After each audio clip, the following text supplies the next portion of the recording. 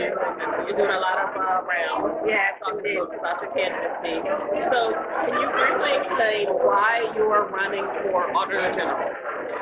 So Auditor General is an accountability and transparency job to make sure their tax dollars are used effectively and efficiently, but more importantly, it actually looks at how the state is giving resources, and I am looking at if there's equity in those resources, how the resources are given out. So the office itself, once you do the audits, has a lot of information and data.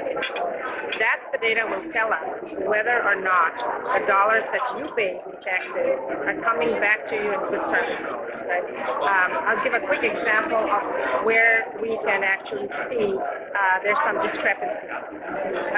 Special ed students get different levels of money that comes along with them, and it's different in different counties, right? And their needs are not different in different counties. Lackawanna gets $500 per student. Harrisburg gets $1,500, York gets $1,000. That's data we can immediately look at and say, hey, let's do a statewide analysis to see what is the reimbursement rate around these issues, and is that equitable? I then want to take this data and then work with our local, state, and even federal, because we get federal resources that the state manages that I get to audit, and talk to them to see why is there a discrepancy, particularly in this case? Where is the fair formula funding? How is it being impacted? So these are some of the examples of how we can use this office to really drive resources to places that need them. So that's really great that you're talking about equity. Equity across the state in funding is very important in terms of making sure that everybody has access to those tax resources. But I'd like for you to focus a little bit on diversity and inclusion, specifically as a result of the Auditor General's office. Yes. And don't forget to look at my Yes. So there are no people of color or a woman of color in statewide row office in Pennsylvania. There never has been. And why is that important? It's important because you bring your lived experience to the table and you help shape policy by doing the audits in the right places. If we are to look at criminal justice reform, for example, when I look at the work we do in the correctional facilities, the audits, all they do right now is count incidents of violence. The job of the correctional facility is not just to count incidents of violence, that's what the audit comes and does, but it's about ending recidivism. What are we doing as a correctional facility to make less people incarcerated? And what are the things that we're doing while people are incarcerated so they have their rehabilitation and they go back to society, never to come back again? But if the audit is only counting violence incidents, how are you going to get that information? So I would, as an Auditor General, change how we do correctional facility auditing. Want to see where the dollars are being spent, who's spending them, how is it being spent, and what is it being spent for, and then have track our folks who are in there as they go out to see, are we tracking and seeing the dollar spent continues to be used in the ways when they're getting out and getting the resources to settle into society. They paid their debt, how are we supporting them? So the Auditor General's office, this is an example of how we could really use this office to transform what are we actually looking at. Counting violence isn't great, but are we watching why those incidents are happening in X facility versus Y? So these are all important questions that the Auditor General can ask. So we know that a lot of factors impact the unemployment rate in the African American community, underemployment, such as former conviction status, lack of access to quality public education. What is your commitment to hiring African American people of color in the Auditor General's office? So I just want to give you an example right now. My entire campaign is staffed by people of color. I am a person of color. The people in my campaign are people of color. All the paid staff are African American. correct people. So I understand. One of the reasons why I do that is because I want to show the world there's quality people in our communities, and they need to be lifted up and given an opportunity to show what assets they have and what they bring to the table. When they leave my campaign, they should be able to get even better opportunities. That's the goal. As a mentor, as someone who has been the deputy mayor in Philadelphia, where I had the Office of Black Male Engagement under me, my goal was about narrative change, and I will bring that same lens when I come to the Auditor General's office. All the audits and policy that comes out of the data we create must be seen through the lens of racial and gender equity. If those policies are not improving the situation for people, you talked about schools, fair formula funding.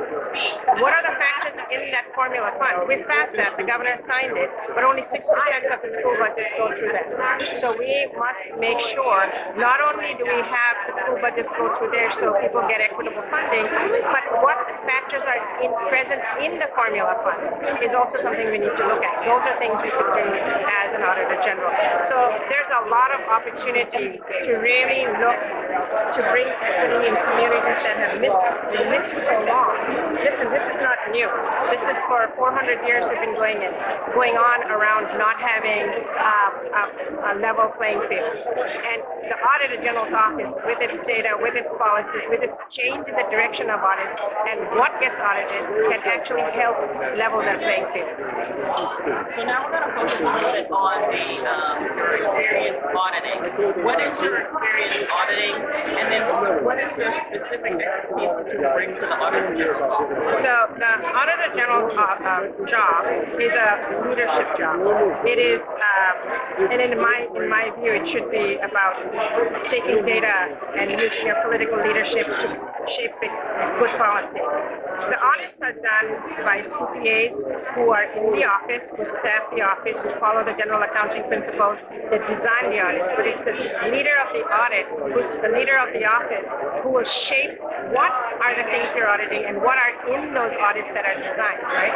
But more importantly, no one in the Auditor General's position has ever been anything but a lawyer, and one person has been a nurse, Barbara Hager. So I would be the first person who's a scientist who brings the lens of understanding how to use data and the power of analysis that I think has been not used in this office. Talking to my specific experience in when I was deputy mayor, we as cabinet members had to look at our over $4 billion operating budget, and we had to make efficiency. That's when the equity question came in too. Where were we doing the cuts? Why were we cutting X over Y, right?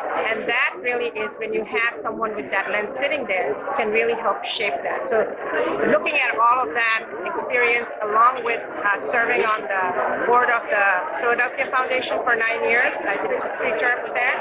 I was on the investment committee board, and that was to safeguard the $500 million endowment and to look at what our asset allocation was in our investment portfolio.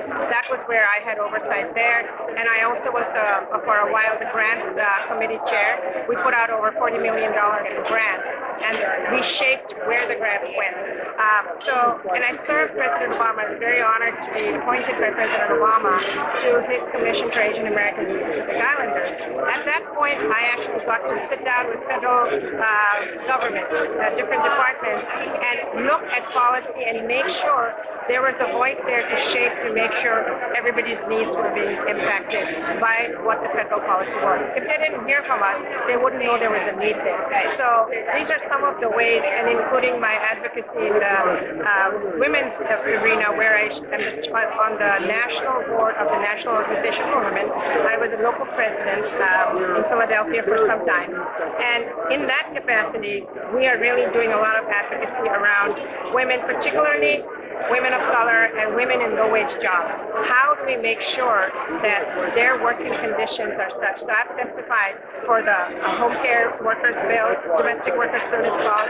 I have testified for fair work week scheduling. Both of those have passed. I also have worked on issues around sexual harassment. That is something, when you're in a low-wage job, you are not able to move as easily as if you were easy to get another job somewhere else. You have to stick in your job while the predator gets, support and resources, where the person who's suffering has to get up and go with a small settlement. Non-disclosure. We ended that in Philadelphia. There's no non-disclosure settlement money.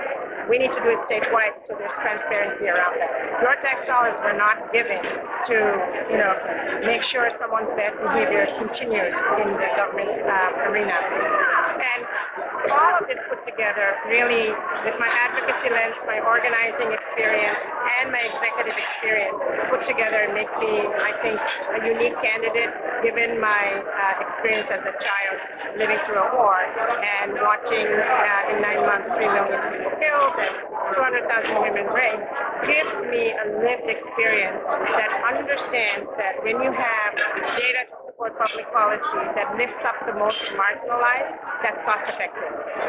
And that's also humane. And that's what a Democratic voter and that's what a Democratic elected official should be talking about, those values, is how do we continue to serve those who have the least and make what equity happen in all arenas. And that's what I want to do as an auditor general.